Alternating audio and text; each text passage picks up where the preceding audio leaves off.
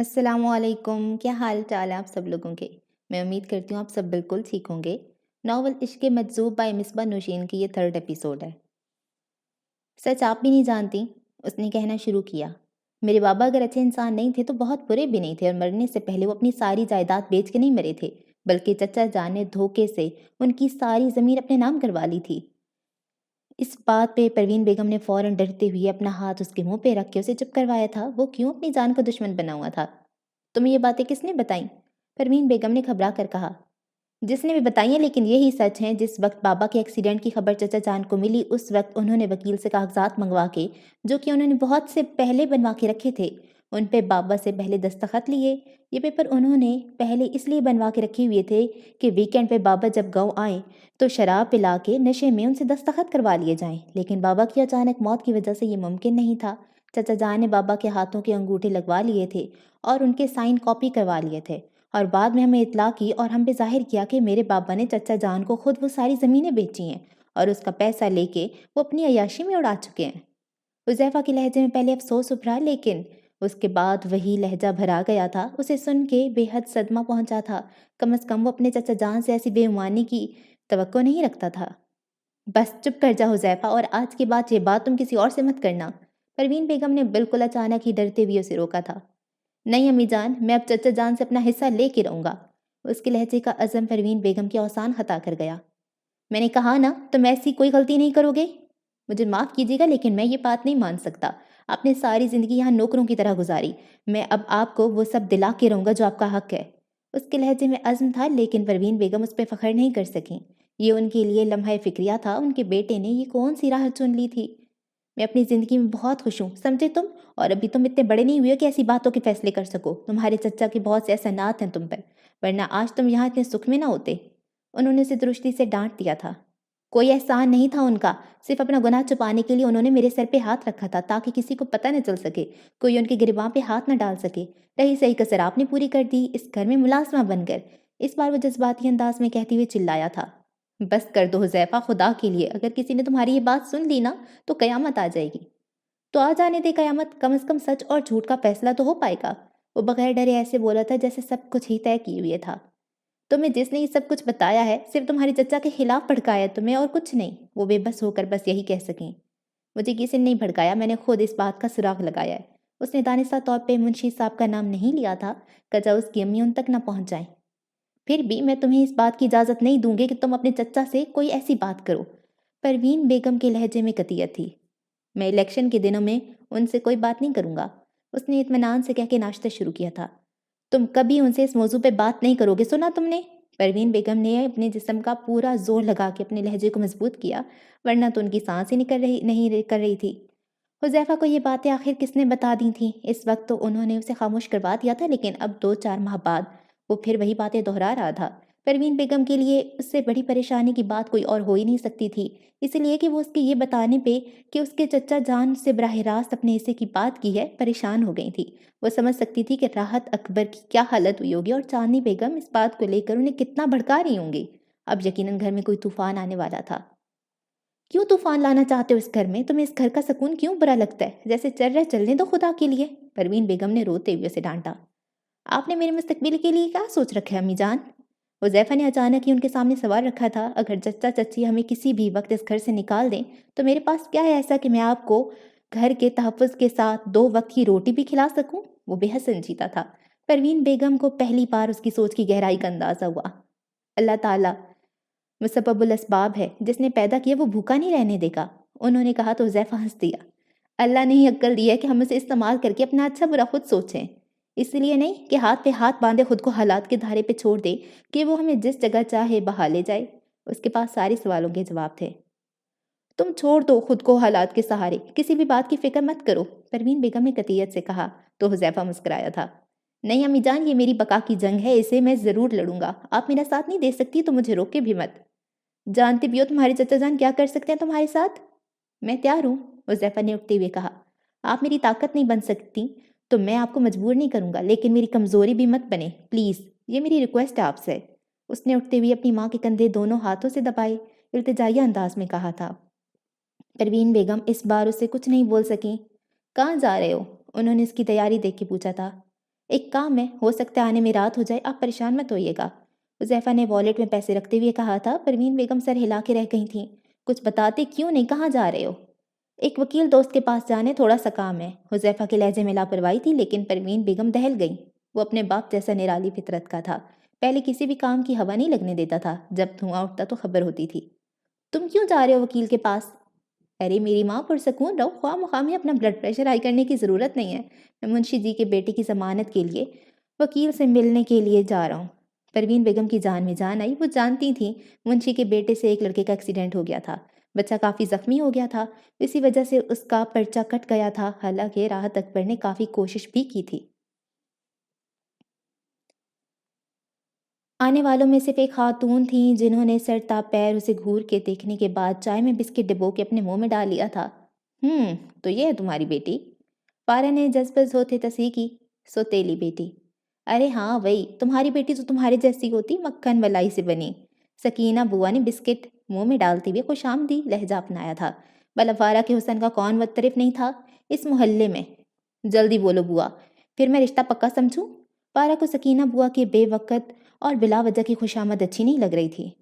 ویسے بھی جب سے سلطان کی نوکری والا معاملہ ہوا تھا، اس کے بعد سے اسے بس ایک ہی ٹینشن تھی کہ ابیر کی شادی ہو جائے اور وہ سلطان کے ساتھ کینیڈا جا سکے۔ ابیر کے لیے آنے والے رشتے ابیر میں دو نقص نکالتے سو نکالتے، لیکن فارا کی قصیدہ گوئی میں کوئی کسر نہ اٹھا رکھتے۔ پہلے پہل تو فارا کی خوشی ہوتی، لیکن اب گزشتہ 3-4 ماہ سے ہونے والی اس تعریف سے وہ تنگ آ چکی تھی۔ اس تعریف نے اسے کوئی فائدہ نہیں دیا تھا، اس لیے جب بوا سکینہ جو کہ اسی محلے میں رہتی تھی اس نے تعریف کی تو وہ ٹوک گئی۔ ارے ہاں ہاں، میری اس سے بڑھ کے خوش نصیبی کیا ہوگی بھلا کہ میرا بیٹا یاسر سلطان احمد کا داماد بنے۔ سکینہ بوا نے بسکٹ کے بعد چائے کا کپ خالی کرتے ہوئے اسی انداز میں کہا۔ ابیر کا سر جھک گیا۔ تو اب یہ نوبت آ گئی کہ میرے لیے یا سر جیسے لوفر اور غنڈے لڑکے کا رشتہ قبول کر لیا گیا ہے۔ اس نے اپنے ہاتھوں کی لکیروں کی جانب دیکھتے ہوئے بے دلی سے سوچا۔ میں شاید اسی قابل تھی، اس نے صفاقی سے خود کو جتلایا۔ بھئی مجھے تو جیسے ہی تمہارا پیغام ملا میں تو اسی وقت انگوٹھی لے کے آنا چاہ رہی تھی، لیکن بعد میں سوچا کہ بے شک تم نے ہاں کہہ دینی ہے، پھر بھی دنیا دکھاوے کو مجھے ایک بار تو رشتہ ڈالنا آنا چاہیے۔ سکینہ بوا نے احسان جتلاتے ہوئے اپنے دوپٹے کی پلو سے مڑا توڑا 1000 کا نوٹ نکال کے ابیر کے ہاتھوں میں شگن کے طور پہ رکھا۔ ابھی یہ شگن نہ سمجھنا، بہت جلد دھوم دھام سے منگنی کرنے آؤں گی ہاں، سکینہ بوا نے فخریہ لہجے میں کہتے ہوئے ابیر سے زیادہ فارا کو خوش کیا۔ اس کی کوئی ضرورت نہیں ہے بوا، رشتہ پکا ہو گیا، اب سادگی سے شادی ہوگی، وہ بھی بہت جلد۔ فارا نے اکتائے ہوئے لہجے میں منع کیا تھا۔ میں اور سلطان اس کی جلد از جلد شادی کرنے کے بعد کینیڈا جا رہے ہیں۔ یہ گھر بھی کوشش کریں گے کہ ابیر کے نام کر جائیں، جہیز بھی کافی دیں گے اور سلامی میں لڑکے کو موٹر سائیکل بھی۔ فارا نے سکینہ بوا کو لالچ دیا۔ ان کی آنکھیں اتنی سی بات پر ابل کر باہر آ گئی تھیں۔ ان کی یاسر کی کیسی لاٹری لگی تھی بیٹھے بٹھائے، اس کا اتنے اچھے گھر میں رشتہ ہو گیا تھا اور وہ بھی لڑکی والوں نے خود بلا کے دیا تھا، ورنہ تو وہ پورے خاندان اور محلے میں اسے بلی کے بچے کی طرح 7 گھروں میں پھرا چکی تھیں، لیکن کہیں بھی اس کی دال نہیں گلی تھی۔ اس کی حرکتیں اچھی ہوتی تو شاید وہ بہت جلد کسی ٹھکانے لگ جاتا، لیکن وہ نکما اور لوفر سا لڑکا تھا جو سارا دن محلے کے تھڑے پہ بیٹھ کر آتی جاتی لڑکیوں کو چھیڑتا یا کسی نہ کسی راہگیر کی جیب سے پیسے نکال کے جوئے میں اڑا دیتا یا پھر ان کا راستہ روک کے انہیں ویسے ہی تنگ کرتا۔ کام دھندہ کرنے کا جسے کوئی شوق ہی نہیں تھا، خود کو ہیرو سے کم نہیں سمجھتا تھا۔ پھولدار شرٹ کے ساتھ سرخ پینٹ اس کا شاید پسندیدہ لباس تھا، اسی لیے اسے ابیر نے جب بھی دیکھا اسی رنگ و لباس میں دیکھا تھا اور منہ میں پان چبانے کا انداز الگ۔ اف، ہاں ہاں تم فکر ہی نہ کرو، میں یاسر کی نوکری لگتے ہی بارات لے آؤں گی۔ سکینہ بوا بھی پوری طرح سے متاثر نہیں ہو پائی تھی کہ فارا کی اگلی بات نے انہیں ہکلا دیا تھا، اور وہ سوچنے پہ مجبور ہو گئی تھی کہ یہ یاسر نے کس بابے سے عمل کروایا تھا جو اس کی قسمت یوں راتوں رات جاگ گئی تھی بلکہ چمک گئی تھی۔ نہیں، نوکری شوکری ڈھونڈنے کی کوئی ضرورت نہیں ہے، اتنا وقت نہیں ہے ہمارے پاس، تم شادی کی جلدی سے تیاری کرو، میں بھی جہیز کی تیاری کروں، آخر کو سلطان کی اکلوتی بیٹی کی شادی ہو رہی ہے۔ فارا نے ابیر کی طرف دیکھے بغیر سکینہ بوا سے کہا تھا۔ ابیر سے آگے سنا نہیں گیا، وہ اٹھ کے باہر آ گئی تھی۔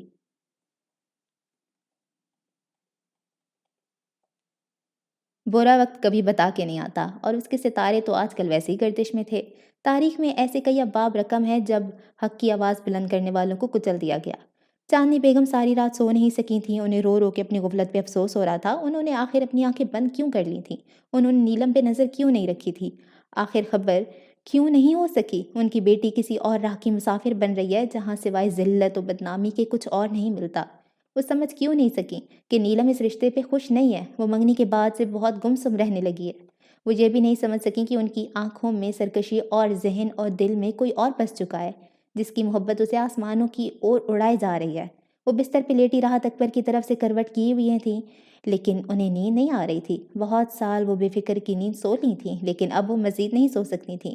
آج وہ نیلم کا روپ انہوں نے دیکھا تھا، وہ کسی طور پہ ایسا نہیں تھا کہ وہ پرسکون رہ پاتی یا اسے اپنے ذہن و دل سے چھٹک سکتی۔ انہیں نیلم کا رویہ حیرت میں مبتلا کر رہا تھا۔ وہ کیسے آنکھوں میں آنکھیں ڈال کے انہیں اپنی محبت کے بارے میں بتا رہی تھی؟ انہوں نے سوچ لیا تھا کہ اس سے پہلے کہ طوفان آئے وہ نیلم کی جلد از جلد شادی کروا دیں گی۔ شادی کے بعد لڑکیاں گھرداری میں پڑ کے گہری گہری محبت کو بھول جایا کرتی ہیں۔ انہیں پورا یقین تھا کہ نیلم بھی بھول جائے گی، لیکن ان کا دل کسی بھی بات میں مطمئن نہیں ہو رہا تھا۔ ان کے دل کو عجیب طرح کے وہمیں ستانے لگے تھے۔ وہ سوتے سے اٹھ بیٹھی تھی، یکایک ایک خوف نے ان کے پورے جسم میں سٹ لہر دوڑا دی تھی۔ وہ پہلے لیٹی سے اٹھیں، پھر کھڑی ہو گئیں۔ دوپٹہ کندھے پہ ڈالے وہ راحت اکبر سے نظر بچا کے نیلم کے کمرے کی جانب جا رہی تھیں۔ ایک دم ان کی دل کو پنکھے سے لگ گئے تھے۔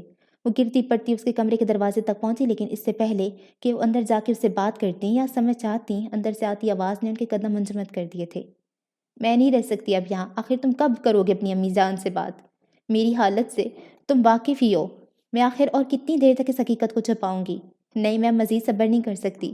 میں نے آج ماما کو بھی بتا دیا کہ میں تم سے محبت کرتی ہوں، اور میں بتا رہی ہوں اگر تم نے جلد اپنے گھر والوں سے بات نہیں کی تو میں گھر سے بھاگ جاؤں گی، پھر مجھے کوئی الزام مت دینا۔ چاندنی بیگم کو لگا ان پہ کسی ٹھنڈے یخ پانی کی پوری بالٹی انڈیل دی ہے۔ رات کے آخری پہر ان کی بیٹی کسی کو اپنے دل کی داستان سنا رہی تھی۔ وہ اپنی بےتابی کے قصے کسی اور کو سنا رہی تھی، وہ کسی کے لیے تڑپ رہی تھی۔ چاندنی بیگم کا دل چاہا کہ وہ یہیں کھڑے کھڑے اسے زندہ زمین میں گاڑ دیں۔ ان کی بیٹی خاندان کی عزت کا احساس کیے بغیر گھر سے بھاگنے کی بات کر رہی تھی۔ انہیں اندازہ نہیں تھا کہ نیلم اس حد تک بھی جا سکتی ہے۔ وہ بے ساختہ تیش کے عالم میں دروازہ کھول کر اندر بڑھی تھی۔ نیلم جو کھڑکی کے پاس کھڑی فون سے ٹیپو پہ بات کر رہی تھی، اس نے ماں کے تیوروں سے سہم کر فوراً ہی فون بند کیا تھا۔ ماما، نیلم نے بے ساختہ ہکلاتی ہوئے کہا تھا، لیکن وہ چیل کی طرح اڑتی ہوئی اس تک آئی تھی۔ بے شرم، بے حیا، کہاں کمی رہ گئی تھی ہماری محبت میں جو تم نے ہمارے ساتھ ایسا کیا؟ چاندنی بیگم نے آتے اسے بری طرح سے مارنا شروع کیا تھا۔ اس کے بال نوچتی ہوئے چلا رہی تھیں، جو بھی تھا ان کے خاندان میں آج تک کسی بھی عورت نے ایسی جرت نہیں کی تھی۔ محبت کرنا اور گھر سے بھاگنا تو بہت دور کی بات تھی۔ چھوڑے ماما، مجھے درد ہو رہا ہے۔ نیلم کو وہ پھولوں کی طرح سے رکھنے کی عادی تھی، آج تک پھولوں کی ٹہنی سے بھی نہیں مارا تھا، اسی لیے آج اسے ماں کا یہ روپ تکلیف کے ساتھ ساتھ گہرے صدمے میں مبتلا کر رہا تھا۔ اپنی وہ غلطی بھول گئی تھی، ہر محبت کرنے والے کی طرح۔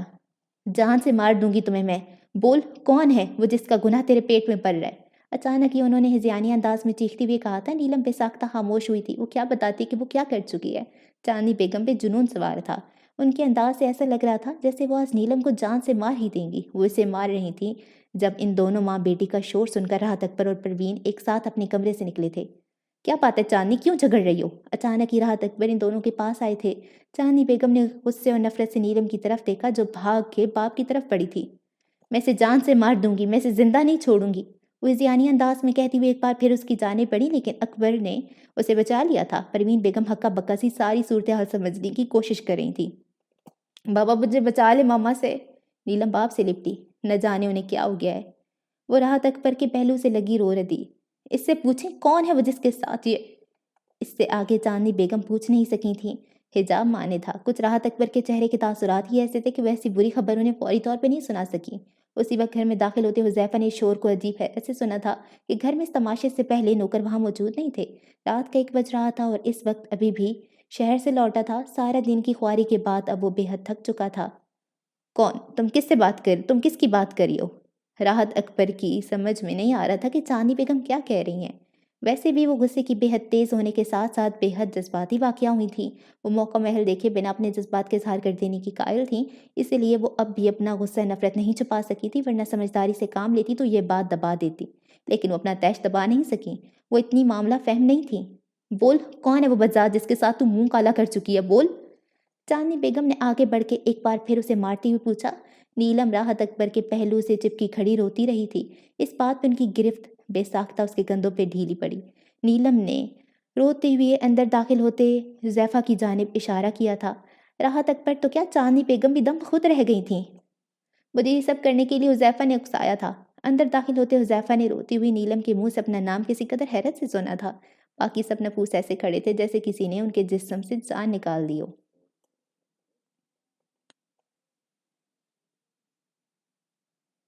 پروین بیگم کو لگا جیسے کسی نے وہیں کھڑے کھڑے ان کی جان نکال دی ہو۔ وہ کسی حنوط شدہ ممی کی طرح دم سادے کھڑی تھیں۔ ان کے لیے حرکت کرنا ناممکن ہو گیا۔ یہی حال راحت اکبر کا بھی تھا۔ وہ یک ٹک حذیفہ کو دیکھ رہے تھے۔ ان کے وہم و گمان میں بھی نہیں تھا کہ حذیفہ اپنے ساتھ ہوئی حلق تلفی کی سزا انہیں اس انداز میں بھی دے سکتا ہے۔ حذیفہ اس ساری صورتحال سے بے خبر تھا، بس ہوش میں تھی تو چاندنی بیگم جو چیل کسی تندی اور تیزی سے حذیفہ کی جانب بڑھی تھیں، وہ اس کا گریباں پکڑے اس کے چہرے پہ تھپڑ مارتے ہوئے ہذیان پک رہی تھیں۔ بغیرت انسان، اس لیے تجھے پال پوس کے بڑا کیا تھا، کمینے کتے کی اولاد، چچا کی عزت سے کھیلتے شرم نہیں آئی؟ حذیفہ نے کسی قدر حیرت سے اس ساری بات پہ ان کی جانب دیکھا تھا اور مزاحمت کرنا بھی بھول گیا۔ کیا کہہ رہی ہیں چچی جان، میں نے کیا کیا ہے؟ حذیفہ ناسمجھی سے بولا تھا۔ یہ تو مجھ سے پوچھ رہی ہو، کیوں کیا تم نے ایسا؟ ارے چچا کا کوئی احسان تو یاد رکھتے۔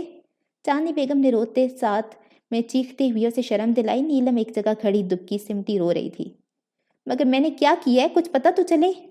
حذیفہ اس بار جھنجھلایا، ساتھ ہی 2 قدم چل کے ماں کے سامنے کھڑا ہو گیا۔ امی جان، یہ سب کیا ہو رہا ہے؟ میں نے کیا کیا ہے؟ مگر ماں تو بے جان تھی، وہ اسے کیا کہتی، کیا بتاتی کہ کیسی قیامت ٹوٹ پڑی تھی، ہر طرف تباہی ہی تباہی تھی۔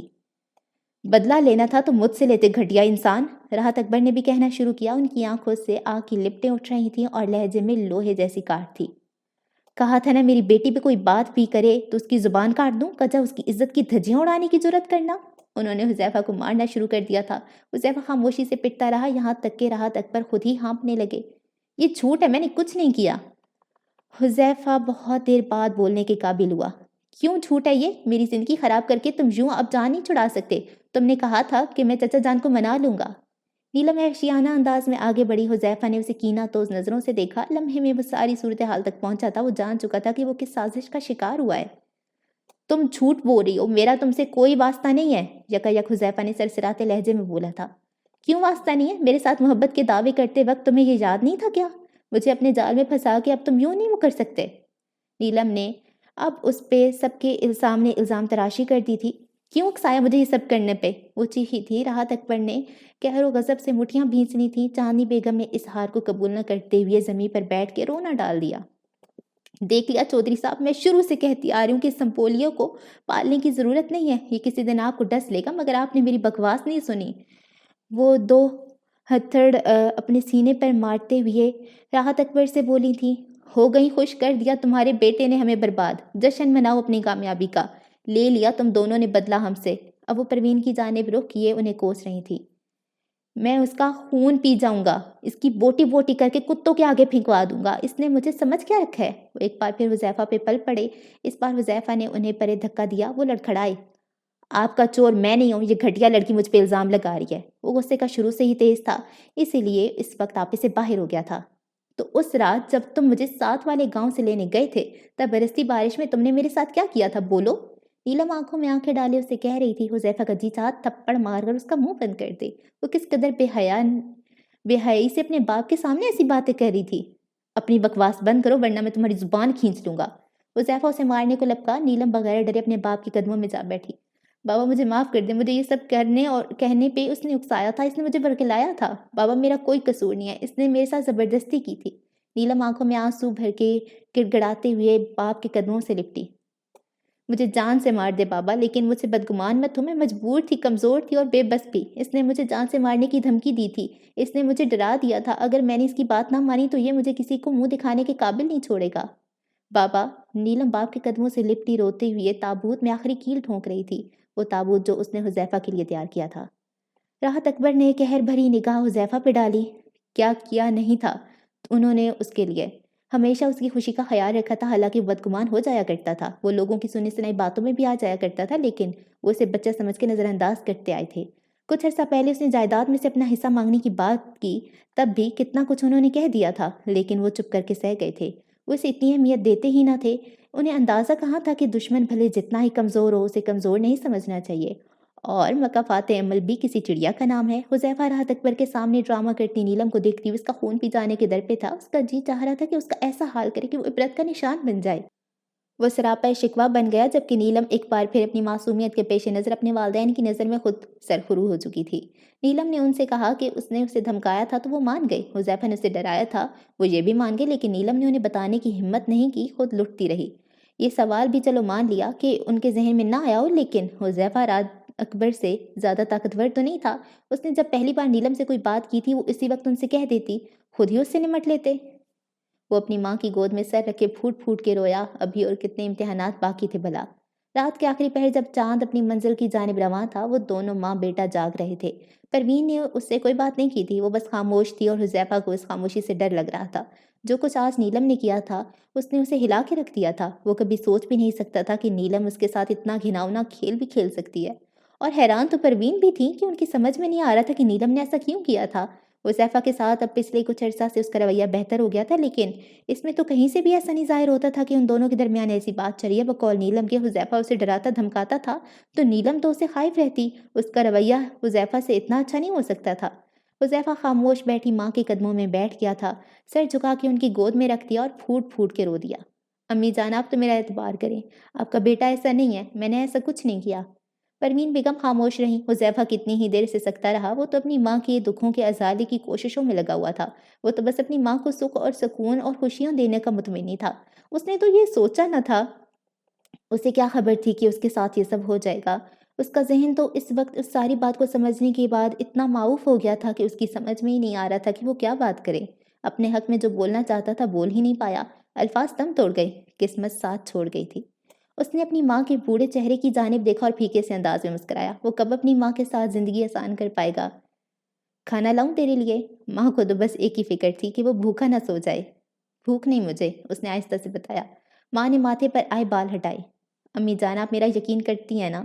اس نے جانے کیوں مگر یہ سوال اس رات بار بار پوچھا تھا۔ نہ پوچھتا تو شاید اس کا دل پھٹ جاتا۔ ماں دہل گئی۔ ہاں بہت کرتی ہوں۔ ماں نے ماتھے پہ آئے بال ہٹاتے ماتھا چوما۔ مجھے پورا یقین ہے میرا بیٹا جھوٹ نہیں بول سکتا، میں نے اس کی ایسی تربیت ہی نہیں کی۔ ماں کے لہجے میں اپنی تربیت کا فخر اور اپنی ذات کا یقین بول رہا تھا۔ امی جان میں نے ایسا کچھ نہیں کیا، آپ جانتی ہیں کہ میں اتنا نہیں گر سکتا آپ کی تربیت پہ حرف آئے، میرے خلاف کوئی سازش ہوئی ہے۔ وہ روتے بھی اب ماں کی گود میں سر رکھے کسی بچے کی مانند سسک رہا تھا۔ میں جانتی ہوں۔ بہت دیر بعد پروین بیگم کے منہ سے یہ دو لفظ سرسراتے ہوئے نکلے تھے۔ چاند خاموشی سے اپنا سفر طے کرتا رہا۔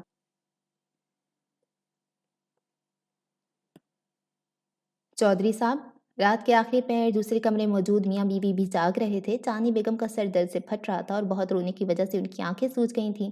اپنی بہن سے بات کرو کہ جلد از جلد ہماری بیٹی کو بیاہ کر لے جائے۔ راحت اکبر نے چاندنی بیگم کو دیکھ کر سنجیدگی سے کہا تھا، پھر میں حذیفہ سے نپٹوں گا۔ لیکن اب یہ ممکن نہیں ہے۔ چاندنی بیگم ہکلائیں، بھلا اب وہ اپنی بیٹی کی شادی آصف سے کرنے کے قابل رہی تھیں؟ کیوں ممکن نہیں ہے؟ راحت اکبر گرجے تو تم تو اپنی بہن کی محبت کے ترانے گاتی تھی، اب بلاؤ اسے، ہماری اس کی مشکل میں مدد کرے۔ کیسے بلاؤں؟ آپ کے بھتیجے اور بیٹی نے جو گل کھلایا ہے اس کے بعد کوئی ذلیل ہونے کی کسر رہ جاتی ہے بھلا؟ تو پھر میں کیا کروں؟ راحت اکبر اپنا سر تھامے بیٹھے تھے۔ وقت نے کیسے شکست دی تھی انہیں، خود اپنے خون کے ہاتھوں۔ شادی، اب شادی کروا دیں ان دونوں کی۔ گھر کی عزت بچانے کو اب اس کے علاوہ ہمارے پاس کوئی چارہ نہیں ہے۔ خاندان اور پارٹی حلقوں میں بھی آپ کی واہ واہ ہو جائے گی کہ چودھری صاحب نے یتیم بھتیجے کو اپنی بیٹی دے کے اپنی جائیداد کا وارث بنا دیا، ورنہ تو آپ جانتے کہ وہ کیسا بددید ہو چکا ہے۔ چاندنی بیگم نے ہکلا کر بات پوری کی۔ کیا کہہ رہی ہو؟ وہ گر سے۔ تم جانتی بھی ہو میں اس کا خون پینے کے در پہ ہوں اور تم مجھے اسے بیٹی دینے کی بات کر رہی ہو؟ مجھے تو جو وہ سانسیں لے رہا ہے وہ بھی گراں گزر رہی ہیں۔ میرے لیے ایک بھی لقمہ حرام ہے جب تک میں اس سے بدلہ نہ لے لوں، اور تم مجھے یہ مشورہ دے رہی ہو؟ ٹھنڈے دل سے میری بات سنی، اس نے یہ سب آپ سے بدلہ لینے کے لیے کیا ہے نا، تو آپ اس کا وراثت اسی پہ لوٹا دیں۔ کیسے؟ راحت اکبر چونکے۔ چاندنی بیگم نے انہیں سمجھانا شروع کیا تھا۔ وہ ہانپتی کانپتی ہوئی گھر واپس آئی تھی، خوشی جیسے ان کے انگ انگ سے پھوٹ رہی تھی۔ کیا بات ہے ماں، بڑی خوش لگ رہی ہیں؟ یاسر نے ماں کی بغل میں دب کے مٹھائی کے ڈبے کو دیکھتے پان کی پیک پھینکتے ہوئے کہا تھا۔ سکینہ بوا اپنے بھاری وجود کو قابو میں کرتے ہوئے اس تک آئیں اور اس کا ماتھا چوم ڈالا۔ مبارک ہو یاسر، سمجھ تیری تو لاٹری نکل آئی ہے۔ کیا ہو گیا اماں؟ سلطان احمد کی بیٹی کیا کترینہ کیف جیسی دکھتی ہے؟ یاسر نے پان چباتے ہوئے بے شرمی سے ماں کو آنکھ مار کے کہا، لیکن ماں کو معیوب نہیں لگا کیونکہ وہ جانتی تھی کہ کترینہ اس کی پسندیدہ تھی۔ یاسر نے اپنے چونے لگے کمرے کے دیواروں پر سب جگہ اس کی تصویریں کاٹ کاٹ کر لگائی ہوئی تھیں۔ ارے دفع کرو سے، شکل میں کیا رکھا ہے، اصل بات تو ساری گنوں کی ہوتی ہے۔ سکینہ بوا نے یاسر کا ذہن بنانے کی غرض سے کہا تو یاسر کا منہ بن گیا۔ اماں کب سمجھے گی تو، شکل میں ہی تو سب رکھا ہے۔ وہ پلٹ کے آئینے کے سامنے کھڑا ہو گیا اور اپنی بھوری سرما زدہ آنکھوں کو دیکھنے لگا۔ मेरे चाँद से बेटी की लॉटरी निकल आई है, लॉटरी। वो मिठाई का डब्बा खोलते हुए उसके मुँह में गुलाब जामुन ठूँसते हुए बोली, अच्छा सच? अपने चाँद से बेटे के लिए तूने चाँद से ही बहू ढूँढ लिया है ना मम्मा? मैं जानता था। वो माँ से लिपट गया। चल शरीर पीछे हट। शरीर की उम्र कम से कम भी 35 वर्ष थी, लेकिन अपनी माँ का तो वो काका था। अम्मा ला दिखा ना तस्वीर, ज़रा हम भी तो देखें वो कौन है खुशनसीब जो हमारी दुल्हन बन के इस घर में आने वाली है। यासिर वो पूरे शौक से बहलू अम्मा के कदमों में बैठ गया। लो तस्वीर को क्या करेगा, खुदा आया जाया कर अब अपने ससुराल। सकीना बुआ ने प्यार से चमकारा। और सुन शक्ल भी उसकी अच्छी है, बस थोड़ा मांस बोटी कम है। शादी के बाद वो भी आ जाएगा, लेकिन तुम्हें एक फायदा होगा। सकीना बुआ ने बाद में वजन और सस्पेंस पैदा करते हुए कहा था। सुरमा सजी आंखों वाले शरीर काके ने माँ की जानिब इश्तियाक से देखा। तेरे से दब के रहेगी, वरना बड़े घर की लड़की है, तुझे तो हर वक्त तड़ी ही लगाए रखती। फिर सुल्तान अहमद का भी हाथ रहेगा तेरे सर पे। मैं कोशिश करूंगी, बल्कि शादी के बाद दबाव डालूंगी कि तुझे भी अपने साथ कनाडा ले जाएं। यहाँ तो तुझसे कोई काम नहीं होता, चलो वहीं सही। साल 2 साल में मैं भी चक्कर लगा लिया करूंगी। जो गांव अभी बसा ही नहीं था, उसको लूटने की साजबाज की जा रही थी। क्या बात है अम्मा, तू भी बड़ी चालाक हो गई है, यासिर माँ के पास से उठते हुए शरारत से बोला था। तो फिर मैं आज जाऊँ अपने ससुराल अपनी मंगेतर से मिलने? ज़रूर जाना, लेकिन खाली हाथ नहीं, बल्कि मेरी बहू के लिए कुछ लेके जाना। और हाँ सुन ज़रा, अच्छे से तैयार होके जाना, ये फूल पटाखों वाले कपड़े ना पहन के जाना। सकीना बुआ ने उसकी सुर्ख फूलदार शर्ट की जानिब इशारा किया तो यासिर का मुंह बन गया। ले अम्मा, तुझे ये भी नहीं पता कि ये आजकल का फैशन है? उसने अपनी छोटी सी टाइट फूलदार शर्ट को अपनी तोंद खींचते ही कहा। फैशन है, लेकिन ढंग का तो किया करिए, क्या नीली पीली शर्टें पहन लेता है? नुमान एजाज से ही कुछ सीख ले, वो कितने अच्छे कपड़े पहनता है। अम्मा को नुमान एजाज बहुत पसंद था, इसलिए वो अपने बेटे को भी उस जैसा बनाना चाहती थी, लेकिन वो न जाने क्या बन गया था। शक्ल सूरत तो आम सी थी, रंगत भी सांवली थी, ऊपर से हर वक्त पान खाने की वजह से दांत भी खराब हो चुके थे। होंठ हम्मा वक्त पान की सुर्खी से रंगे रहते। मोटी मोटी उंगलियों में बड़ी बड़ी अंगूठियां होती। कलाइयों में सलमान खान की नकल में पहना गया बीइंग ह्यूमन का ब्रेसलेट का छोटा सा था, और डट के खाने की वजह से काफ़ी फरवा भी था। ये सब भी चल जाता अगर उसके ख्वाब बहुत ऊंचे ना होते। काम दाम तो वो करता नहीं था, बस एक बाप की छोड़ी हुई मकान था जिसका किराया आता था, उसी में सकीना बुआ गुजारा किया करती थी। खुद यासिर अपनी ज़रूरियात ऊपर की आमदनी से कर लिया करता था। आखिर लोग अपने जेबों में पैसे उसी के लिए तो लेके घूमते थे। दूसरे दिन का आगाज़ आम ही से अंदाज में हुआ था, लेकिन कुछ भी आम नहीं था। ख़ानदान के सब बड़े बुला लिए गए थे। ख़ानदान के बड़े किसी ऐसे फैसले के बुलाए जाते। हुज़ैफ़ा को राहत अकबर के शदीद रद्द-ए-अमल की बाबत अंदाज़ा तो था, लेकिन वो इस सूरत निकलेगा वो सोच भी नहीं सकता था। इसलिए वो नीलम के पास गया था। उसी रात को जिस रात वाक़या हुआ था, उसने उसे सच बोलने के लिए कहा था, लेकिन वो अड़ियल घोड़ी की तरह मानने से इनकारी थी। तुमने ये सब करके अच्छा नहीं किया नीली, मैं तुम्हें छोड़ूंगा नहीं। उसके कमरे में खिड़की के बाहर फलांग के उसके कमरे में जाते वो घुराया था। अब उसने सारे लिहाज बुलाए ताक रख दिया था। उसे अब किसी भी बात की परवाह नहीं थी, उसे फ़िक्र थी तो बस अपने किरदार की। उसने आज तक नीली को कभी आँख उठा के भी नहीं देखा था। ठीक है, उसके अपने चचा के साथ कुछ इख्तिलाफ़ात थे, लेकिन उसके बावजूद भी वो कोई घटिया या गिरा हुआ लड़का नहीं था कि अपने घर की ही थाली में छेद कर डालता। उसने तो टीपू को भी अपने घर वालों को भेजने की बात की थी, लेकिन नीलम ने न जाने कौन-सा बदला लिया था उससे। उसकी समझ में कुछ नहीं आ रहा था। मुझे तो तुम तब कुछ कहोगे जब मेरे बाबा तुम्हें छोड़ेंगे। जवाबन वो कहकर लगा के हंसी थी। क्यों? क्या तुमने ऐसा? बोलो, जवाब दो। वो कितनी ही देर हैरत से उसके चेहरे के तासुरात देखे गया। नीलम किसी कदर बेखौफ थी, उसे ज़रा भी शर्म नहीं थी कि वो क्या कर चुकी है, या उस सारे किस्से में वो उस पे कितनी कीचड़ उछाल जा सकती है। वो तो जैसे हर खौफ से बेनियाज थी। मैंने ये सब किस लिए किया, ये तुम्हें बहुत जल्द मालूम हो जाएगा, लेकिन तुम मेरे बहुत काम आए अच्छे कज़न। वो शरारत से कहती मुस्कुराते हुए उसे चिढ़ा रही थी। हुज़ैफ़ा का जी था उसे खड़े पैर ही जिंदा ज़मीन में गाड़ दे, उसकी कब्र उसी कमरे में खोद दे, ताकि जो कालक उसके चेहरे पे वो मल चुकी थी, वो सुबह के फूटने से पहले ही उसके चेहरे से साफ हो जाए, कोई उसे देख ना सके। वो सरखुरू हो सके अपनी नज़रों में, अपनी माँ की नज़रों में, अपने चचा चची की नज़रों में। ठीक है, मैं अभी जाके तुम्हारी करतूत तुम्हारे बाप को बताता हूँ, ताकि वो खुद ही मालूम कर सके। हुज़ैफ़ा उस बात तब के कहा था, लेकिन नीलम के सुकून में कोई कमी नहीं आई थी। वो इसी कदर पुरसकून थी जितनी पहले नज़र आ रही थी। ज़रूर बताओ, अगर वो तुम्हारा यकीन कर लें तो। वो लब दांतों में दबाए अभी भी माइल बे शरारत थी। क्या किसी की ज़िंदगी से खेलना इतना आसान था? आन फाइल में उसने हुज़ैफ़ा की हस्ती का गुरूर, उसकी मर्दानगी को खाक किया था। ज़मीन फटी थी ना आसमान। मैं उन्हें सच बता के रहूँगा नीलम, जो कुआं तुमने मेरे लिए खोदा है तुम उसी में खुद गिरोगी, याद रखना। ये कह के वो गुस्से से तन-फन करता वापस चला गया था। नीलम का कहका उसने अपनी पुश्त पे सुना था। उसकी पुश्त जलने लगी थी। परवीन बेगम उसका नाश्ता लेके आई थीं। उसने नाश्ता भी नहीं किया था। हालांकि वो कल दोपहर से भूखा था, लेकिन उसकी भूख प्यास सब उड़ चुकी थी। फितरतन वो एक अच्छे सुलझे हुए मिजाज का लड़का था। चालाकी अयारी उसमें नहीं थी। उसके दिल में जो भी होता वो साफ भला मुंह पे कह दिया करता था। यही वजह थी कि उसके दिल दिमाग में जो भी बात आती उसे वो जाके अपने चचा से कह दिया करता। चालाक होता तो उनकी पीठ में छुरा घोंपने की तैयारी करता, लेकिन उसकी साफ कोई उसकी दुश्मन बन गई थी। वही उसके लिए ये मुसीबत खड़ी कर रही थी। खानदान के बड़ों का फैसला तुम्हें मंजूर है? परवीन बेगम कुछ देर बाद दोबारा उसके पास आके बैठी तो उसका नाश्ता वैसे ही वैसे पड़ा हुआ था। उन्होंने एक नज़र उसे देखा और फिर पूछा था। वो नज़रें किसी गैर मुरई नुक्ते पे जमाए बैठा हुआ था। मुझे किसी का कोई फैसला मंजूर नहीं अम्मी जान, मैंने कुछ नहीं किया। वो ज़बरदस्ती क्यों उसके साथ शादी करूं? हुज़ैफ़ा ने माँ की जानिब खाली खाली नज़रों से देख के कहा था। आज उसके लहजे की वो खनक नापै थी जो पहले हुआ करती थी। तो फिर? इस बार हुज़ैफ़ा ने अपनी माँ की जानिब हैरत से देखा था और अगले ही लम्हे वो अपनी माँ का हाथ पकड़े मर्दान खाने में जा रहा था, जहाँ उसकी ज़िंदगी का फ़ैसला किया जा रहा था। परवीन बेगम पर्दे की ओट में जाके खड़ी हो गई थी। ये एक बड़ा-सा हॉल था, जहाँ चारों इतराफ में सोफ़े रखे गए थे। पूरा हॉल मर्दों से भरा हुआ था। उसी हॉल में एक तरफ डाइनिंग हॉल था, जिसमें 14 कुर्सियों वाली बड़ी डाइनिंग मेज़ पड़ी थी और बड़े हॉल और इस हॉल के दरमियान मोहराब थी, जिसे पर्दे की मदद से अलग किया गया था। परवीन बेगम पर्दे की ओट में खड़ी होकर फैसला सुनने लगी, लेकिन एक बात वो दोनों माँ बेटा भूल गए थे। वहाँ फैसला नहीं हो रहा था, वहाँ निकाह की तारीख तय की जा रही थी। राहत अकबर इतने बेवकूफ़ हरगिज़ नहीं थे कि अपने पैरों पे खुद ही कुल्हाड़ी मारते अपने घर में रात के अंधेरे में लगी कालक ज़माने भर को दिखा देते। उन्होंने इस कालक को छुपाने के लिए अनोखा इक़दाम किया था। ऐसा काम कि ख़ानदान भर में उनकी वाह-वाह हो गई थी। मैं चाहता हूँ अपनी इकलौती बेटी की शादी हुज़ैफ़ा के साथ कर दूँ। हुज़ैफ़ा मेरे भाई का बेटा है और मैं चाहता हूँ कि मेरे मरने के बाद पार्टी का वोट उसे मिले और यकीनन ये मेरा नाम रोशन करेगा। मुझे इससे बहुत सी उम्मीद है और मुझे उम्मीद है कि ये मुझे मायूस नहीं करेगा।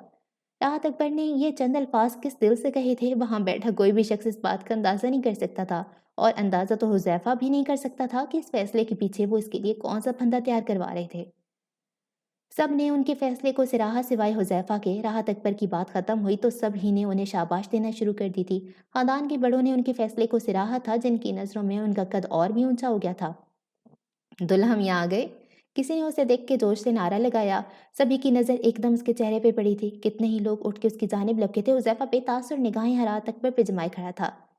ये मेरी ज़िंदगी का फैसला है, इसे मेरी मर्जी के खिलाफ कोई कैसे कर सकता है? उसने अचानक ही सबके सामने मजबूत लहजे में सवाल किया था। बेटा हम तुम्हारे बड़े हैं, तुम्हारे लिए अच्छा फैसला करेंगे, खानदान के दादाजी ने कहा था। उन्हें सभी दादाजी कहा करते थे, क्योंकि खानदान में एक वही थे 95 बरस के उम्र को पहुंचने के बावजूद भी चाको चौबंद थे। मैं जानता हूँ कि सिवाय मेरे लिए कोई अच्छा फैसला नहीं कर सकता। आप लोग यहाँ जमा हैं तो मेरी जायदाद का फैसला कर दें। मैं अपने चचा से अलग होना चाहता हूँ। इस बात पे राहत अकबर ने उसे चौंक के देखा था। हॉल में मौजूद सभी लोगों ने उसे हैरत से देखा था। इस मौके पे बंटवारे की बातें मुनासिब नहीं है, दादाजी ने अपने कड़कदार लहजे में कहा था। राहत अकबर उसे खा जाने वाली नजरों से देख रहे थे, जैसे अभी कच्चा चबा जाएंगे। क्यों मुनासिब नहीं है? आपको क्या लगता है शादी के बाद उनके घर में इन्हीं के टुकड़ों पे पलता रहूंगा? शादी के बाद मैं अपनी बीवी के साथ अपने घर में रहना चाहता हूँ। मैं बारात अपने घर से लाना चाहता हूँ और ये तो इसी सूरत मुमकिन है जब मैं अपने चचा से अपना हिस्सा ले लूँ। उज़ैफ़ा ने बात खत्म करने के बाद मुस्कुरा के राहत अकबर का चेहरा देखा, जो स्याह हो रहा था। काश कि उस आस्तीन के सांप को मार सकते। बात तो लड़के की सच है। हाँ, राहत बताओ क्या कहते हो? दादाजी का रुख राहत अकबर की जानिब हुआ था, जो खा जाने वाली निगाहों से हुज़ैफ़ा को देख रहे थे। मेरा तो सब कुछ ही इन दोनों का है, वो मुश्किल हकलाए। तो फिर अभी दे दो ना, ताकि वो बच्चा कल को तुम्हारे घर सर उठा के आ सके, ना कि निगाह झुका के। दादाजी ने बात पे राहत अकबर के चेहरे पे रंगत मुतगय्यर हुई थी। इन्हें अंदाज़ा नहीं था कि उनके साथ बैठ के सियासी जमातों में उनकी तकरीर सुनने वाला उनका भतीजा उन्हें ही लाजवाब कर देगा। ठीक है, लेकिन निकाह के साथ ही रुखसती चाहूँगा और वो भी धूमधाम से, इसलिए निकाह आज नहीं कल होगा। आप मुझे अभी स्टाम्प पेपर पे उन सब की सामने मेरी पाई-पाई का हिसाब लिख दें, मैं कल बारात धूमधाम से ले आऊँगा। हुज़ैफ़ा ने राहत अकबर की बात के जवाब में कहा था। वो बस पहलू बदल के रह गए थे। उन्हें रह-रह के अपने फैसले पे ताव आ रहा था। काश कि वो इसे अभी खड़े-खड़े ज़िंदा ज़मीन में गाड़ सकते। ठीक है, मैं उसकी सारी जायदाद में से उसका हिस्सा देने को तैयार हूँ, लेकिन मेरी भी एक ख्वाहिश है। सबने उनकी जानिब देखा था। मेरी ख्वाहिश है कि निकाह और रुखसती इसी घर से हो, क्योंकि भतीजा होने के साथ-साथ ये मेरा बेटा भी है। मैंने इसे कभी अपने सगे बेटे से कम नहीं समझा, इसलिए शादी होगी तो इसी घर में धूमधाम से होगी। कम से कम मेरी ये इल्तिजा तो पंचायत वालों को माननी पड़ेगी। ये कह के उन्होंने जुमले हाज़रीन की जानिब देखा था। हुज़ैफ़ा उनकी चाल पे बेसाख्ता मुस्कुराया था। नीलम ने सुना तो वो सर पकड़ के बैठ गई थी। वो नहीं जानती थी कि उसका रचा खेल उसके खिलाफ चला जाएगा। उसने फैसला सुनती टीपू को कॉल की थी। उसका मूड बेहद बरहम था, वो खुद भी बेहद परेशान थी। आखिर तुम कब आओगे रिश्ते के लिए टीपू? यहाँ पापा मेरा उस खोंचू के साथ निकाह पढ़वाने के चक्कर में है। उसने फ़ोन उठाती परेशानी के आलम में कहा था। दूसरी जानिब टीपू से कदर पुरसकून था। तुमसे बात कर रही हूँ टीपू। नीलम इस बार अच्छी खासी झंझलाई थी। क्यों फिक्र कर रही हो मेरी जान? मैंने तुमसे वादा किया है कि तुम्हारी शादी होगी तो सिर्फ मुझसे, किसी से नहीं। वहाँ बाबा ने मेरा निकाह तय कर दिया है, वो हल्की आवाज़ में चिल्लाई थी। वो जिस कदर बेसकून थी वो उसी कदर पुरसकून था। नीलम को उसका यही सुकून गुस्सा दिला रहा था। तो घर से भाग के आ जाओ मेरे पास। क्या कह रहे हो तुम? होश में हो? बाबा मेरी बोटी बोटी कर देंगे। अगर पहले कुछ नहीं कहा तो अब भी नहीं करेंगे। अगर तुम्हारा हर सूरत निकाह कल पढ़ाया जाना है तो तुम मेरे साथ भाग के शादी कर लो, मैं तुम्हें लेने आ जाऊंगा। टीपू ने उसके सामने बेफिक्री से हल पेश किया था। मैं ये सब नहीं कर सकती। कुछ देर के बाद नीलम ने बेबसी से कहा था। वो पहले ही इतना बड़ा झूठ बोल के अपने वालिदैन को इतना परेशान कर चुकी थी, अब मजीद नहीं कर सकती थी। तो ठीक है, फिर मेरी मोहब्बत को भाड़ में झोंक दो और जाके उस खोंचू के साथ निकाह पढ़ा लो। वो ठीक ठाक नाराज़ हुआ था। मैं नहीं रह सकती तुम्हारे बगैर, जानते हो, लेकिन मैं ये भी नहीं कर सकती जो तुम कह रहे हो। पहले ही तुम्हारे कहने पे आके मैंने इस बेचारे को फंसा दिया है। नीलम का कहना था कि वो भड़क उठा था। इतनी हमदर्दी से तो जाके सबके सामने सच उगल दो ना, कत्ल करवा दो हमारी मोहब्बत का, कर दो उसे रुसवा। मेरा क्या है, चरसी बन जाऊंगा और इसी तरह एक दिन चरस के नशे में ही किसी सड़क पे जान दे दूंगा। अल्लाह ना करे टीपू, कैसी बातें करो, मेरी उम्र भी तुम्हें लग जाए। ऐसी बातें तुम मत करो, तुम जानते भी हो कि मुझे तकलीफ होती है। नीलम ने अगले ही लम्हे से सख्ती हुए कहा था। टीपू के दिल पे नीली के आंसू शबनम की फवार बन के बरसे थे। तो फिर क्यों करती हो ऐसी बातें जो मुझे तकलीफ देती हैं? पापा कल से बहुत टेंशन में है, मुझे उनसे शर्म आती है। मैं तो उनसे नजरें ही नहीं मिला पा रही हूँ। नीलम के लहजे में शर्मिंदगी थी। अब मोहब्बत की जंग जीतने के लिए ये सब तो सहना ही पड़ेगा। टीपू का लहजा धीमा हो गया था। बस ये कल का हंगामा सेट हो जाने दो, मैं जल्द ही रिश्ता लेकर आऊँगा। तुम बस किसी भी तरह से ये निकाह मत होने दो। वो उसे एक नया सबक पढ़ा रहा था और वो अकल की इतनी अंधी थी कि अपनी सोच को उसके पास गिरवी रखवा के आमन्ना दहिद कना किए जा रही थी। और अगर कल निकाह हो गया तो? नीलम के लहजे में आने वाले वक्त का खौफ था। अगर ऐसी कोई बात हुई तो तुम तैयार रहना, निकाह कल ही होगा, लेकिन तुम्हारा और मेरा। नीलम ने उस बात पे बेसाख्ता अपने कांधों से बोझ सिरकता महसूस किया था। आखिर तुम क्या करना चाह रहे हो? परवीन बेगम ने अपने बेटे की जानिब देखा, कहा जो सर झुकाए न जाने की सोच मशरूफ था। ये कल आपको मालूम हो जाएगा। उनके इस्तफसार पे उसने आहिस्ता से कहा था। परवीन बेगम उसके बाद उससे कुछ नहीं बोली थी और सीधी नीली के कमरे की जानिब गई थी। नीलम इस वक्त नहा के निकली थी। उसे अंदाज़ा नहीं था कि परवीन बेगम इस तरह से उसके कमरे में आ जाएंगी। वो उन्हें देख के ठटकी, फिर अगले ही लम्हे सर झटक के आईने के सामने खड़ी होकर अपने बाल संवारने लगी थी। एक सवाल पूछ सकती हूँ तुमसे? पूछें। नीलम बेजारी भरी निगाह उन पर डालती हुई उन्हें जैसे इजाज़त नहीं दी बल्कि एहसान किया। ये बात तो मैं बहुत अच्छे से जानती हूँ कि तुम मेरे बेटे को पसंद नहीं करती। उसने तुम्हें बरगलाया होगा, ये भी एक नामुमकिन सी बात है। लेकिन मुझे ये बात समझ में नहीं आ रही कि ये सब करने का तुम्हारा मकसद क्या है? परवीन बेगम ने शायद ज़िंदगी में पहली बार इतना लंबा जुमला बोला था। नीलम ने गुस्से भरी निगाह उन पे डाली, यूं जैसे वो पूछ रही हो, क्या मैं इतनी बेवकूफ़ हूँ जो इस बात का जवाब आपको दे दूंगी? जवाब तो क्या तुम मेरे बेटे की निकाह में आके अपने किसी जानने वाले के साथ भागना चाहती हो? नीलम ने इस बार चौंक के देखा था। ये परवीन बेगम का सवाल नहीं था, बल्कि नीज़े की वो अन्नी थी जो सीधी उस बात पे नीलम के सीने में जा गड़ी थी। जुबान संभाल के बात करे चच्ची, नीलम ने कहा तो वो तंजियां हंसी थी। अल्लाह को नाजिर हाजिर रख के बताओ कि तुम ये बात कहने की अहल हो। अपनी ज़ात पे उंगलियां उठाने का मौका तो तुमने खुद ही दिया है ना। बेटे की माँ होने के नाते मैं तुम्हें कुछ भी कह सकती हूँ। नीलम को लगा उस पर सख्ता तारी हो गया। उसे उम्मीद नहीं थी कि परवीन बेगम इस तरह की बातें भी कर सकती हैं, लेकिन वो भूल गई थी कि वो बहसियत औरत की कमज़ोर ज़रूर थी, लेकिन एक माँ कभी भी कमज़ोर नहीं पड़ती, ना ही वो खौफजदा होती है वक्त से, ना हालात से। आपके बेटे ने मुझे मोहब्बत का झांसा दिया है, आपको ये बात माननी पड़ेगी। नीलम का लहजा हकला गया था। अच्छा, तो फिर उससे निकाह वाली बात सुन के खुश हो जाना चाहिए था। वो तुमसे शादी करने से इनकारी क्यों है? जवाब दो। परवीन बेगम ने एक बार फिर से लाजवाब किया था। वो खुश ही तो है। नीलम इस बार भी अपने लहजे को काबू में नहीं रख सकी। परवीन बेगम तंजियां हंसी थी। ना तो वो खुश है, ना ही तुम्हारे चेहरे पे खुशी की कोई रमक आ रही है। तुम बेवकूफ़ किसे बना रही हो? इस बार नीलम खुद पे कंट्रोल नहीं रख सकी थी और चिल्लाई थी। चली जाएं यहाँ से चच्ची, वरना शोर मचा के बुला लूंगी बाबा मामा को, जानती है ना, वो पहले ही बहुत गुस्से हैं आप पर। नीलम ने अपनी बड़ी बड़ी आंखों से घूरते हुए कहा था और अगले ही लम्हे उस पर अमल किया था। नीलम ने जोर जोर से चांदनी बेगम को आवाज़ें दी थीं, लेकिन इस बार वो खुद नहीं आई थी बल्कि उन्होंने शरीफा के हाथ पैगाम भेजा था। "मामा कहाँ है शरीफा?" नीलम ने अपने तेज़ तनफ़्फ़ुस को बहाल किए कहा था। "वो जी कह रही हैं कि अपनी आवाज़ को नीची रख के बात करें, चौधरी साहब पहले ही गुस्से में हैं।"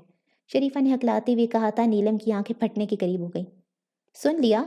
तुम्हें क्या लगा जो कुछ तुम कर चुकी हो उसके बाद तुम्हारे वालिदैन तुम्हारा साथ देंगे?"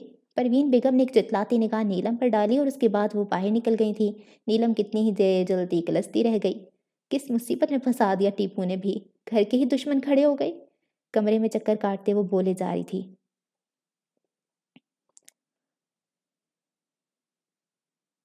हो गया फैसला? चांदनी बेगम ने बेहद आहिस्ता से पूछा था। एक ही रात में उनका सारा तनतना, सारा रोब हवा हो गया था। कर आया मैं अपने हाथों से अपनी शिकस्त का फैसला। राहत अकबर के कंधे झुके हुए थे। तुम्हारी बेटी ने मुझे कहीं मुंह दिखाने के काबिल नहीं छोड़ा। सारे जमाने में उसे क्या यही एक मिला था? राहत अकबर ने सख्ती से अपनी उंगलियां भींची। चांदनी बेगम खामोश रहीं। वो क्या कहती कि उनकी बेटी ने तो उन्हें भी बोलने के काबिल नहीं छोड़ा था। सारी जिंदगी जिनको जानवरों से भी बदतर समझा था, वो उन्हें ही अपनी मांग का सिंदूर बनाने पे तुली हुई थी। बच्ची को बरगलाया जो लिया उस कमीने ने। उन्हें लाख उस पे गुस्सा सही, लेकिन वो राहत अकबर को नीली से बदगुमान नहीं कर सकती थी। वो कोई दूध पीती बच्ची नहीं थी। खुदा के लिए अब तो उसकी साइड लेना छोड़ दो। जो कालक उसने तुम्हारे और मेरे मुंह पे मली है, वो हमारे छुपाने से भी नहीं छुपेगी। और तुम्हें क्या लगता है दुनिया वाले पागल हैं, उनकी समझ में नहीं आएगा कि कल को बेटी की मंगनी तुमने अपनी बहन से की है, तो निकाह ऐसे इतनी अचानक भतीजे से करने की क्या तुक बनती है? बोलो। राहत अकबर शायद नहीं, यकीनन खुद से लड़ते लड़ते हार गए थे, इसलिए एक सांस में बेरब्ती से कह गए थे। चांदनी बेगम खामोश रहीं। इस बार वो अपनी बेटी का दिफा नहीं कर सकी। हाँ, अलबत्ता वो अपनी बेवकूफ़ी पे पछता ज़रूर रही थी। काश वो इस वक्त अपने गुस्से को पी जाती तो ये नौबत ना आती, और काश वो अपनी बेटी पे ही नज़र रख लेती। सारा कसूर तुम्हारा जाहिल औरत। एक बेटी की तरबियत तुमसे नहीं हो सकी। वो तुम्हारी नाक के नीचे इतना घिनौना खेल खेलती रही और तुम बेखबर रही। दिल तो चाह रहा है कि तुमको भी जान से मार दूं और उसे भी जिंदा ज़मीन में दफन कर दूं। काश वो पैदा ही ना हुई होती। वो गुस्से से मुठियां भींचते हुए कह रहे थे। क्या हो गया आपको? दीवारों के भी कान होते हैं। अभी जो बात घर से बाहर नहीं निकली, उसे आप खुद ही दुनिया वालों तक पहुँचाना चाहते हैं। आपसे कहा है ना कि कल इन दोनों का निकाह करके उन्हें चलता करें। कोई ज़रूरत नहीं उन्हें जायदाद में अपना हिस्सा देने की। चांदनी बेगम राहत अकबर पे नब्ज़ पे हाथ रखना जानती थीं, इसलिए उन्हें समझा रही थीं। उस ज़लील इंसान ने तो भरी पंचायत के सामने मुझे ज़लील करके रख दिया। इतनी मुश्किल से जान छुड़ाई। राहत अकबर दिन वाले वाक़ये पे अभी तक गुस्से में थे। हुज़ैफ़ा ने उन्हें आग ही ऐसी लगाई थी, जिसमें वो दिन रात धड़-धड़ जल रहे थे। वो अंधेरी रात की खामोशी नहीं, मौत के सन्नाटे थे जो इस घर में गूंज रहे थे। तुम्हें ये फैसला नहीं करना चाहिए था। परवीन बेगम ने कपड़ों को तह करते हुए हुज़ैफ़ा से कहा था। वो ज़मीन को घूर रहा था। माँ की बात पे चौंका। आप देखती जाए मैं इसके साथ करता क्या हूँ। ऐसी इबरतनाक सज़ा दूंगा कि दोबारा याद रखेगी। परवीन बेगम ने सारे कपड़े समेट लिए थे। अब हुज़ैफ़ा के पास आ बैठी थी। तुम ऐसा कुछ नहीं करोगे। वो अपने खोदे हुए गड्ढे में खुद ही गिरने वाली है। हुज़ैफ़ा ने बेसाख्त अपनी माँ के पुरसकून चेहरे की जानिब देखा, जो इस कदर सुकून में थी कि हुज़ैफ़ा को हैरत हुई। भला इतने कशीदा माहौल में वो इतनी पुरसकून कैसे हो सकती थी? वो कैसे? मैंने तुम्हारा सारा सामान पैक कर दिया है। तुम अभी खाना खाने के बाद ये घर छोड़ के जा रहे हो। परवीन बेगम ने उसी संजीदगी से कहा था। हाँ, अलबत्ता उसके लहजे में मजबूती ने हुज़ैफ़ा को चौंका दिया था। लेकिन कहाँ? और फिर मैं क्यों जाऊँ ये मैदान छोड़कर? मैं भगोड़ा नहीं हूँ। वो एकदम बिफरता था। मैंने कहा ना, तुम अभी रात का खाना खाने के बाद यहाँ से जा रहे हो। क्या तुम्हें मेरी कोई भी बात नहीं सुनाई दे रही? इस बार वो गुस्सा हुई थी। हुज़ैफ़ा अपनी जगह पे थम सा गया। राहत अकबर के गुनाहों की सज़ा तुम क्यों अपने मुँह पे मल लेना चाहते हो? ये उसके कर्मों की सज़ा है जो आज उसकी बेटी किसी और का गुनाह अपने पेट में पाले, उसे किसी के भी सर पे थोपने को तैयार है। लेकिन वो शख्स जो भी हो, लेकिन मेरा बेटा कभी नहीं हो सकता। हुज़ैफ़ा ने अपनी माँ को इस बात पे बेहद हैरत से देखा था। सारी ज़िंदगी मैं सिर्फ इसलिए डरती रही हूँ कि राहत अकबर अपनी कही धमकी के मुताबिक तुम्हें कोई नुकसान ना पहुँचा दे। मैंने तुम्हारे साथ हुई हर ज़्यादती पे खुद को लाताल्लुक़ ज़ाहिर किया, लेकिन अब नहीं। अब मेरे बेटे के किरदार, उसके मुस्तकबिल और उसकी ज़िंदगी की खुशियों की बात है। अब अगर मैं कमज़ोर पड़ी तो फिर कभी खुद को माफ़ नहीं कर सकूँगी। इसलिए मैंने फ़ैसला किया कि तुम ये शादी नहीं करोगे। परवीन बेगम ने अपने लहजे की मजबूती को कायम रखते हुए कहा था। हुज़ैफ़ा ने परवीन बेगम ने हाथ थाम लिए थे। आप मुझे बुज़दिल बनाना चाहती हैं? मुझे तुम्हारी ऐसी बहादुरी नहीं चाहिए जो दुश्मन के दांत खट्टे करने की बजाय उसकी इज्जत की लाज रख ले। मैं राहत अकबर को जलील होता देखना चाहती हूँ। जिस बेदर्दी से उसने तुम्हारे बाप को कत्ल किया था, मैं चाहती हूँ कि कुदरत की इस गिरफ्त से वो कभी आज़ाद ना हो सके। परवीन बेगम ने उस पर इंकशाफात कर रही थी। हुज़ैफ़ा गुमसुम सा उन्हें देख रहा था। तो क्या वो सब कुछ सच था जो उसने सुना था, लेकिन उसकी माँ ने झुठला दिया था? तो ये सब आप मुझे उस वक्त क्यों बता रही हैं? पहले क्यों नहीं बताया? اس لیے کیونکہ میں مناسب وقت کے انتظار میں تھی اور اس سے مناسب وقت اور کوئی ہو ہی نہیں سکتا۔ راحت اکبر کے بندے تمہیں ڈھونڈ نہ لیں، اس لیے میں تمہیں تمہارے بابا کے ایک بہت اچھے دوست کا پتہ دیتی ہوں، تم ان کے پاس چلے جانا، کچھ دن ہی ان کے پاس رہنا، اور سنو، مجھ سے رابطہ کرنے کی بھی بالکل کوشش نہ کرنا، میری فکر کرنے کی کوئی ضرورت نہیں ہے۔ پروین بیگم اسے ہدایات دے رہی تھیں۔ کون سا دوست؟ آپ نے پہلے تو مجھے کبھی نہیں بتایا، وہ اس بار جھنجھلایا تھا۔ ساری باتیں نہیں پوچھا کرتے، میں نے کہا نا، تم اس پتے پہ چلے جاؤ، میں جانتی ہوں وہ کوئی سوال نہیں کریں گے اور تمہاری ہر ممکن طور پہ مدد کریں گے، لیکن تم واپس کسی صورت نہیں آؤ گے، یاد رکھنا۔ ٹھیک ہے، لیکن کل جب میں یہاں نہیں ہوں گا تو چچا جان کہیں آپ کو۔ اس سے آگے خوف کے مارے حذیفہ سے بات ہی مکمل نہیں ہو پا رہی تھی۔ وہ میرا کچھ نہیں بگاڑ سکے گا، تم بس جاؤ یہاں سے۔ اس کے بعد انہوں نے اسے کچھ زیور اور رقم دی تھی۔ حذیفہ کے خود کے پاس بھی کافی پیسے ہوتے تھے، لیکن اس نے پروین بیگم کی دی ہوئی نقدی بھی سنبھال لی تھی کیونکہ اس کا دل نہیں چاہ رہا تھا وہاں سے جانے کو۔ وہ بھگوڑا نہیں کہلانا چاہتا تھا، وہ ڈٹ کے حالات کا مقابلہ کرنا چاہتا تھا، لیکن زندگی میں پہلی بار وہ اپنی ماں کے کہنے میں آ کے ہار گیا تھا۔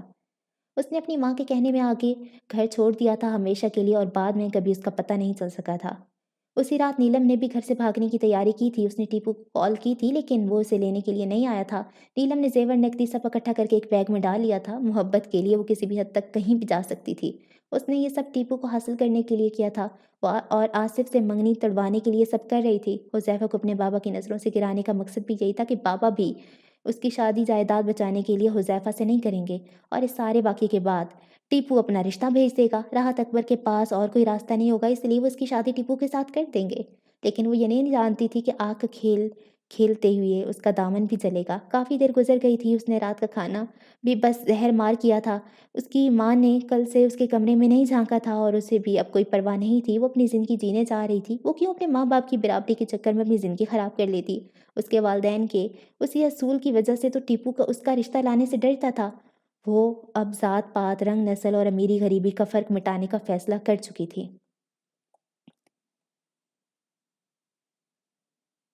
دروازہ فارا نے کھولا تھا تو سامنے ہی ہاتھوں میں پھولوں کا گلدستہ لیے یاسر کھڑا نظر آیا۔ اس کے مضحکہ خیز حلیے کو دیکھ کے فارا نے بے ساختہ اپنی ہنسی ضبط کی تھی۔ گہرے جامنی رنگ کی شرٹ کے ساتھ فون کلر کی پینٹ پہنے، آنکھوں میں سرما، ہونٹوں پہ پان کی سرخی سجائے دروازے میں ترچھا کھڑا تھا۔ رہی سہی کسر جامنی فریم کے چشمے نے پوری کر رکھی تھی جو یاسر کے سر پہ اٹکا تھا۔ ہاتھوں کا بھی یہی حال تھا، بے شمار انگوٹھیوں، کلائیوں میں بریسلیٹ۔ فارا کو ہنسی نہ آتی تو کیا کرتی؟ ویسے بھی کیا خوب جوڑ بنایا تھا اس نے ابیر اور یاسر کا۔ کم از کم دونوں ساتھ چلتے تو ایک جیسے لگتے۔ ہاں، البتہ یاسر تھوڑا شوخا تھا، لیکن ابیر اتنی ہی ڈیسنٹ۔ فارا کو یقین تھا کہ ابیر شادی کے بعد اسے اپنے رنگ میں ڈھال لے گی۔ السلام علیکم جی۔ یاسر نے فارا کے روب سے حسن سے متاثر ہو کر فوراً ماتھے تک لے جا کے سلام جھاڑا تھا۔ فارا نے مسکرا کے جواب دیا تھا، آؤ آؤ یاسر میاں، سے اپنا ہی گھر سمجھو۔ فارا ایک عرصے بعد اپنی جون میں لوٹی تھی۔ اس کے اندر کی ملکہ جاگی تھی۔ آپ؟ یاسر نے اس کے انداز تخاطب پہ پوچھا تھا۔ تمہاری ساس۔ فارا سینے پہ ہاتھ باندھ کے مسکرائی۔ یاسر کی آنکھیں ابل کے باہر آ گئیں۔ ایسی قیامت ساس کی توقع اس نے بہرحال نہیں کی تھی۔ وہ جی، میں تو اماں کے کہنے پہ آیا تھا، سوچا کہ سلام کراؤں۔ یاسر ڈرائنگ روم میں صوفے پہ بیٹھتے ہوئے بولا تو فارا نے مسکرا کے فراق دلی دکھائی۔ بہت اچھا کیا جو چلے آئے، آتے جاتے رہا کرو، تمہارا اپنا ہی گھر ہے، اور پھر جتنی جلدی تمہاری اور ابیر کی انڈرسٹینڈنگ ہوگی اتنا ہی بہتر ہوگا۔ فارا نے لبرلزم کی ساری حدیں ایک ہی جسم میں پھلانگتے کہا، جیسے وہ کسی برگر فیملی کی پروردہ سے محو گفتگو تھی۔ وہ جی، آپ کی بیٹی کہاں ہے؟ میں تو ابھی اسے دیکھا بھی نہیں ہے۔ یاسر کو نہ جانے کیوں پہلی بار شرم آئی۔ کاش وہ آئینہ دیکھ لیتا، اور اچھی خاصی پکی عمر کا مرد شرماتی ہوئی کیسا لگتا ہے۔ ہاں ہاں، کیوں نہیں، ابھی بلاتی ہوں۔ فارا یہ کہہ کر اٹھ گئی۔ یاسر کتنی ہی دیر فارا کے سحر میں گرفتار محور مسحور سا بیٹھا رہ گیا۔ فارا گئی تو کچھ دیر بعد اس کے ہمراہ ابیر تھی۔ فارا اسے بٹھا کے وہاں سے چلی گئی، لیکن یاسر کا جی تک کڑوا ہو گیا۔ ابیر نے اس کے سارے ارمانوں پہ اوس گرا دی تھی۔ حالانکہ اگر یاسر فارا کو نہ دیکھ لیتا تو یقیناً اسے ابیر اچھی لگتی، کیونکہ بہرحال وہ پڑھی لکھی بھی تھی اور یاسر سے ہزار درجے بہتر تھی۔ آپ کو کوئی کام تھا کیا؟ ابیر نے اسے خاموش بیٹھے دیکھ کے کہا تھا۔ اس نے یہ اسے فارا کی ہدایت پہ عمل کرنے کے لیے کہا تھا، کیونکہ فارا نے اسے سختی سے کہا تھا کہ وہ یہ رشتہ ہر حال میں کرنا چاہتی ہے۔ اب ابیر اپنی کسی بیوقوفی کے ہاتھوں سے ختم کرنے کی کوشش نہ کرے۔ ابیر اس لیے خاموش تھی، لیکن نہ جانے دل میں کہیں ایک درد سا اٹھا تھا جو نامعلوم سا تھا۔ کیا بھری کائنات میں ابیر کا نصیب اس ایک شخص کے ساتھ ہی جوڑنا ضروری تھا؟ اور کیا وہ اتنی بری بیٹی تھی کہ سلطان احمد نے یاسر جیسے مرد سے شادی کرنے کی اسے سزا دینے کی ٹھانی تھی؟ مجھے کوئی کام کیوں ہوگا جی، میں تو اپنے سسرال آیا ہوں۔ یاسر اب صوفے پہ کھلا ہو کے بیٹھ گیا تھا۔ मैं चाय लाऊँ आपके लिए? अबीर की समझ में नहीं आ रहा था कि वो उससे क्या बात करे। उसने मेज़ पे पड़े गुलदस्ते को बगौर देखा, वो ताज़ा फूलों का सजा बुके था जो यकीनन उसी के लिए लाया था, लेकिन अबीर की समझ में नहीं आया कि वो उसे क्यों दे नहीं दे रहा। आप बड़ी मुख्तलिफ़ हो जी। यासिर ये नहीं कह सका कि वो खूबसूरत नहीं है। अबीर का रंग स्याह पड़ गया, तो क्या वो यासिर जैसे शख्स के हाथों भी ज़लील होने वाली थी? मैं अपनी माँ पे गई हूँ, फ़ारिया पे नहीं। अबीर ने कतियत से कह के बात ख़त्म की थी। यासिर कोई बात नहीं कर सका, उसे तो अबीर का लहज़ा डरा गया था। वैसे भी अम्मा ने उसे बताया था कि वो बहुत पढ़ी लिखी है, स्कूल कॉलेज में हमेशा अव्वल आती रही है। यासिर को उससे कोई ऐसी बात नहीं करनी चाहिए जो उसके रिश्ते को ख़त्म करने का बायस बन जाए। उसी दौरान फ़ारा चाय बना के ले आई थी। अबीर ने देखा उसने चाय पे काफ़ी एहतमाम किया था। कबाब, समोसे, निमकों के साथ मिठाई थी। फ़ारा ने यासिर को खुद चाय बना के दी थी और मुस्कुरा के उससे खूब बातें की थी। अबीर ने खामोशी से चाय ख़त्म की और उठ खड़ी हुई। फ़ारा को यासिर ने अपनी चर्ब ज़ुबानी के बायस बहुत से किस्से सुनाए, जिसे सुनकर वो लोट-पोट हुए जा रही थी। यासिर आया तो 10 मिनट के लिए था, लेकिन वो पूरे 2 घंटे बाद उठा था। आते-जाते रहा करो, तुम तो बहुत ही मज़े की बातें करते हो। फ़ारा ने मुस्कुरा के उसे देखते कहा था, यासिर तू फूल के कपा हो गया था। आप बुलाएँगी तो ज़रूर आया करूँगा जी। बुला ही तो रही हूँ, अपने ही घर में रोज़-रोज़ दावतनामे नहीं दिया जाते। फ़ारा ने अपनायत की अख़ीर कर दी थी। ये आपके लिए। उसने जाते समय फूलों वाला बुके अबीर की बजाय फ़ारा को थमाया था। फ़ारा ने उसे हैरत से देख के समझाया था। ये मुझे नहीं, बल्कि अबीर को दो, मंगेतर वो है तुम्हारी, मैं नहीं। बात के इख्तिताम पे वो कहकर लगा के हँसी थी। अबीर अपने कमरे के दरवाज़े पे खड़ी थी। लाया तो उसके लिए था, लेकिन अब उसकी सही हकदार वो नहीं, आप लग रही हैं, इसलिए ये आपके लिए। फ़ारा ने कहकर लगाते हुए यासिर के हाथों से वो बुके थाम लिया था। उसके दिल को बड़ा ही सुकून मिला था। अबीर यासिर के दिल में घर करने में नाकाम रही थी। अबीर ने ये मंज़र देखा और सर झटक के अंदर बढ़ गई थी। उसके लिए अब ऐसी बातें तकलीफ़ का बायस नहीं बनती थीं। जब से बाबा रूठे थे, वो जान गई थी कि गम किसे कहते हैं। कहाँ है तुम्हारा बेटा? कहाँ छुपाया तुमने इसे? राहत अकबर की चिंगार ने पूरे घर के दरो-दीवार को लरज़ा के रख दिया था। परवीन बेगम सर झुकाए उनके सामने खड़ी थीं। मैं कुछ नहीं जानती, मैंने उसे बस कल दोपहर को देखा था। उन्होंने साफ झूठ बोला था। झूठ बोलती हो तुम, तुम्हारा बेटा मुझे इस तरह से ज़लील नहीं कर सकता। पहले उसने मेरी इज़्ज़त से खिलवाड़ किया और अब मुझे ज़लील होने को यहाँ अकेला छोड़ गया। राहत अकबर गुस्से से भरे हुए थे। मेरा बेटा ऐसा नहीं कर सकता, इतना मैं यकीन से कह सकती हूँ। परवीन बेगम के लहजे की इस्तकामत देखने से ताल्लुक़ रखती थी। बेटी तुम मेरी भी ऐसा नहीं कर सकती, समझी तुम? तुम्हारे मरदूद बेटे ने उसे मसलूम को वर्गलाया था। चांदी बेगम तिलमिलाई थी, लेकिन राहत अकबर ने उन्हें हाथ उठा के खामोश होने को कहा था और वो बहक गई। परवीन बेगम ने चांदी बेगम को देखते हुए इस्तेहज़ाइया अंदाज से कहा, तो वो पहलू बदल के रो रह गईं। देखो, मैं आखिरी बार कह रहा हूँ, निकाह की दावत सबको दी जा चुकी है। अभी कुछ ही देर में सारे ख़ानदान वाले आने वाले हैं। तुम अभी अपने बेटे को फ़ोन करके उसे बुलाओ। मेरी इज़्ज़त अब तुम्हारे हाथ में है। राहत अकबर ने अचानक ही परवीन बेगम के सामने हाथ जोड़ दिए थे। परवीन बेगम ने नफ़रत की एक नज़र उन पे डाली। उन्हें याद आया कि जब वो लाहौर में थी, तो राहत अकबर अपने भाई को मनाने के लिए यूं ही सर निहोड़े बैठे थे। वो जुल्फ़िकार अकबर के छोटे भाई थे, जो गाँव में उनकी ज़मीनों का हिसाब किताब रखा करते थे। जुल्फ़िकार अकबर की ज़मीनों की सालाना आमदनी कम से कम 2 करोड़ से ज़्यादा थी, लेकिन राहत अकबर अपने भाई को कम पैसा भेजा करते थे। जब जुल्फ़िकार अकबर को ये बात पता चली, तो उनका राहत अकबर से बहुत बड़ा झगड़ा हो गया था, इसलिए वो उनसे बहुत नाराज़ थे। सारी ज़मीनों का हिसाब भी उन्होंने आन वाजिद में उनसे ले लिया था। अच्छा जी, तो किस्त नंबर 3 ख़त्म हो गई है और अब बस 2 किस्तें रह गई हैं और नॉवल का इंटरवल ये वाली एपिसोड थी। क्योंकि अब देखिए ना, यहाँ पर कि फ़ारा का भी रिश्ता एक तरह से, सॉरी अबीर का रिश्ता एक तरह से तय हो गया है। यहाँ से टीपू उसको बुला रहा है, नीलम को, और हुज़ैफ़ा भी चला गया घर छोड़ के। तो अब आगे क्या होने वाला है? बहुत क्यूरियोसिटी हो रही है मुझे तो। आप बताएँ, आपको क्या लगता है?